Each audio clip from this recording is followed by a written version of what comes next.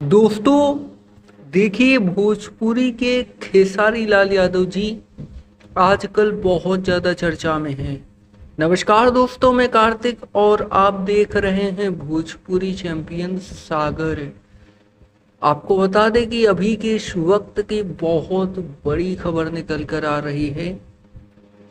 खेसारी लाल यादव बहुत ज़्यादा चर्चा में रहने लगे हैं।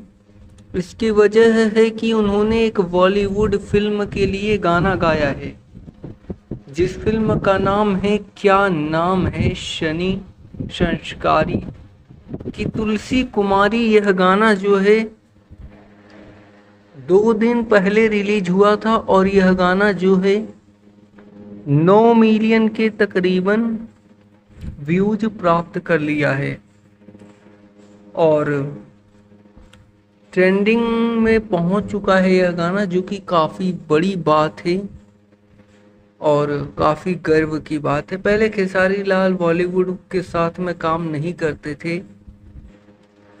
लेकिन बहुत सारी चीज़ों के बाद परिवर्तन हुआ कि नहीं करना चाहिए, इससे हमारा भोजपुरी का ही विकास होगा, हमारे भोजपुरी भाषा को लोग जानेंगे। इस तरीके से खेसारी लाल जी काम कर रहे हैं, आगे भी करते रहेंगे।